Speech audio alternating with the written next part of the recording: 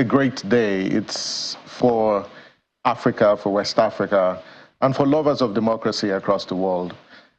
Because what we saw in Senegal over the last couple of weeks is a demonstration of people's power and the resilient character of the people of Senegal, who defied all odds, stood up against a dictator, fought with their lives to ensure that constitutional order was restored.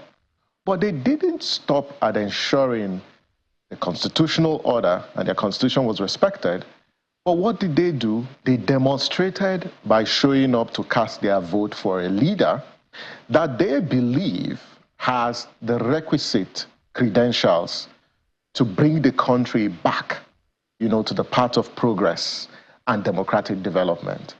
I think that we should continue to celebrate Senegal because it's reclaimed its leadership position as a bastion and a leader of democracy. And so Senegal today has now reclaimed, its identity as the poster child of democracy, not just in West Africa, but across Africa. There are lots of lessons to learn. And when we think about the outcome of this election, it's important to go back to the pre-election environment and what brought us to this point. Here we are, at a time when that country had never experienced any form of military coup. However, the neighboring Francophone countries were under military rule as a result of unconstitutional changes of government. And so the current president attempted to extend his tenure, but the people spoke out. And so when you think about lessons, and I'll come to people's power, but let's look at the strength of the institutions that protected democracy and constitutionalism in Senegal. One is the Constitutional Council, that despite Macky Sall's insistence on extending his tenure and changing the dates of elections, the Constitutional Council stood up against the president and said, no, we must respect the Constitution. And the Constitution provides that by 3rd of April, you ought to leave office, and there's no way you can extend your tenure because it runs foul of the Constitution. And so we are learning a lesson about judicial integrity, about judicial independence, that it took the Constitutional Council to call and put the president in check. And so for judiciary institutions across Africa, there's a great lesson to learn that you don't need to pander to the whims and caprices of the incumbents. The role of the judiciary is to limit the excesses of the other arms of government and not pander to the intimidation, the incursion or the interference, by the executive. The second lesson to learn from, Senegal is a strong leadership lesson for the leaders on the continent. That you cannot take the people for granted when they vest their trust in you. Because what Macky Sall did was to take the people of Senegal for granted and wanted to perpetuate himself in office.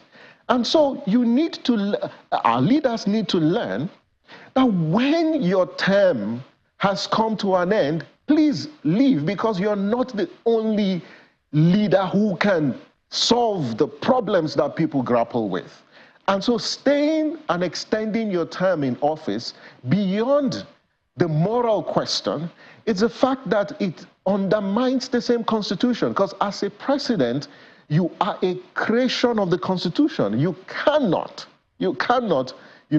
use your powers to undermine the same Constitution that created you. So this Mugabeism that we often see, in public leadership, where political leaders don't want to leave office, this is a big lesson for them, but also a legacy lesson. Macky Sall, prior to this misdemeanor, was touted, as a strong democratic leader.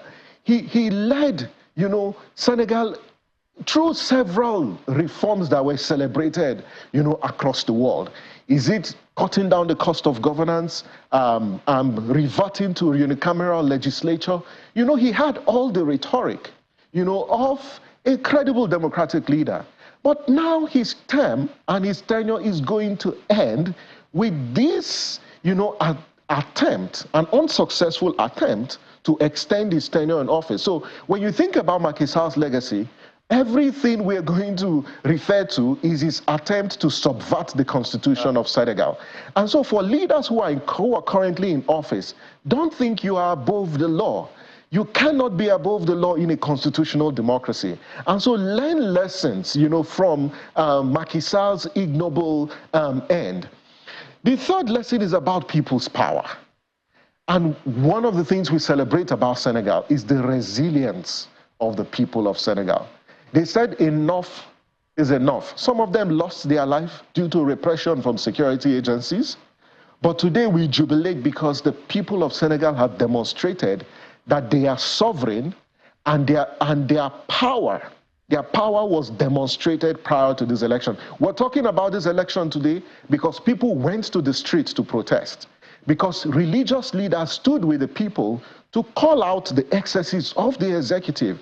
And so we need to learn that we cannot give up even when things have gone south. We cannot give up when the state uses its instrumentality of force to clamp down on citizens. We cannot lose faith and lose hope when security agencies are clamping down on the rights of people. That democracy is about engagement, is about asking questions, is about exercising your power, whether on the streets or in boardrooms or in meeting rooms. That the people of Senegal have taught us as a people that we have power in a democracy. We just need to use that power and use it consistently.